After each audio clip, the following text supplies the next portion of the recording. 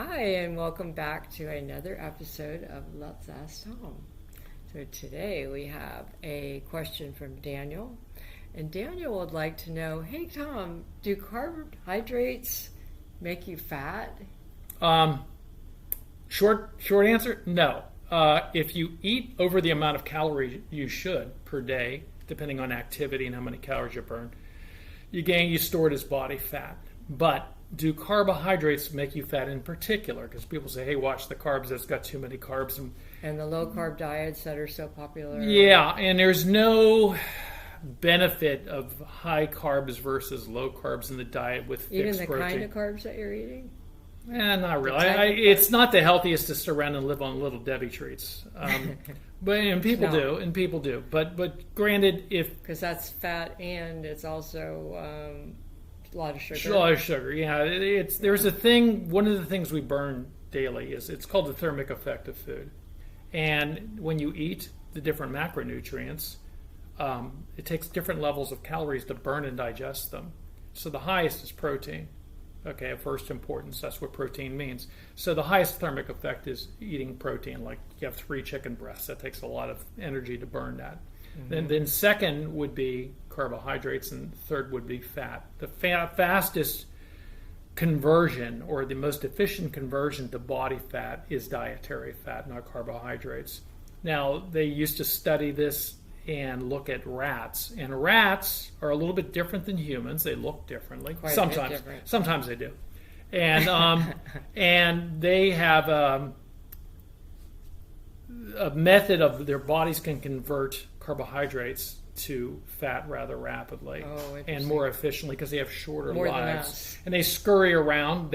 We are predators and they are prey. Mm-hmm. Okay.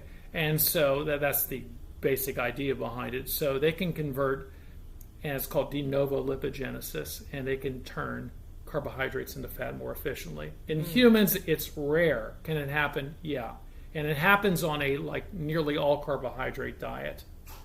But other than that, on a balanced diet, say isocaloric, equal amounts of protein, fat, and carbohydrate, it won't happen there. In a higher protein diet, it won't happen there. In a ketogenic diet would be devoid of carbohydrates, but that appears beneficial for children with seizures and possibly old people with dementia-type diseases. And there might be some other places in there where that's beneficial. But carbohydrates in and of themselves don't convert to fat easily. And the other thing is, I think if you were to eat only carbohydrates, which, are vegetables, breads, whatever, there's a lot of things that could be classified as a carbohydrate, right? Yeah.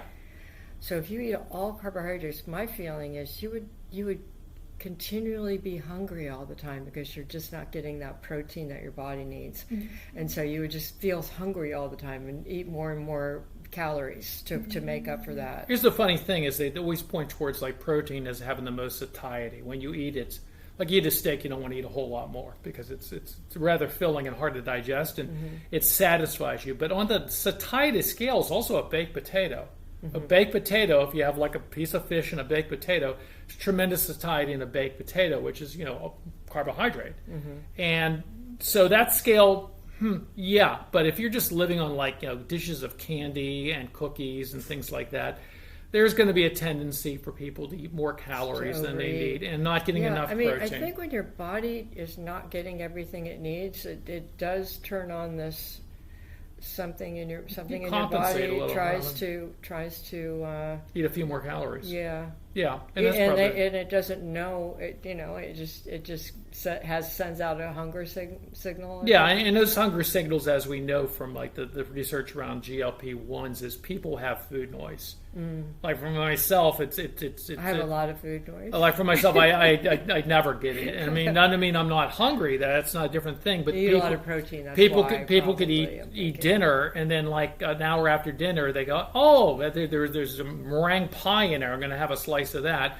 In the back of their head all the time, it's eating makes me happy. Eating medicates me. I like the feeling I get when I eat. So they have food noise, and so when you take GLP-1s, eliminates food noise to a large degree. Amongst other things, it's a vast subject. And the other thing is, it's getting off the subject a little bit, but some people feel better when they feel full all the time. Yeah. Whereas some people feel better when they're not full all the time.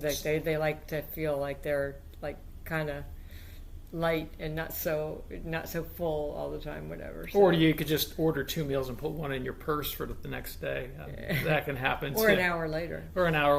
Yeah. So hopefully that answers the question about carbohydrates. No, they don't inherently make you fat. And that's not saying go eat donuts and cookies and candies and stuff. We're talking about grains and vegetables. Let's just add one thing. What do you think is the best proportion of each, like protein, carbohydrate, and fat? Where if you were going to make a pie chart, how much protein, how much carbohydrate, how much fat? I'd judge protein on your target body weight, where you want it to be. Okay. And say it's a 150-pound male, you want to, so it'd be 150 grams of carbohydrate. I'd give carbs in the same range. So like let's say 2/3 of your diet should be protein, or that'd be too much? Yeah, it depends on I'd have to add up and do the math now. Okay. But so what I'm saying is, say 150. So it's lot. So it's like that's 600 calories. It's 150 grams of protein, 600 calories. Same with carbohydrates. 150 grams of carbs would be 600 calories. That's 1,200. Now the fat would be roughly half that. We could reduce that way down. So you'd say maybe equal carbs and equal protein, and then the rest would be healthier fats, monounsaturated fats, and fish fats. Okay. Fish that you get from marine foods and stuff like that. That would be the healthiest choices. Okay. And that's maybe 40, and 20 or something like that. Yeah, something like that. It's going to vary. Those percentages are hard to go by.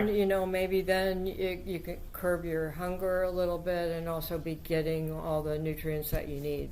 Yeah. The percentages are hard to go by. That's an old thing we used to throw out there, and it's hard to go by percentages. It's more like what a person just something needs. In your mind to keep it, to keep you in check. Yeah. So you're not overdoing the carbs. Minimize the fats, but keep them very healthy. We do need fat. And avocados and nuts and stuff avocados and nuts and so forth. So, any more questions? Olive oil too. Fish fats. That'd be a C too. Dear God, seed fats. Haven't covered yet. Thank you, Daniel. And if you want to contact me, Tom Furman at substack.com, and please read my newsletter. Take care.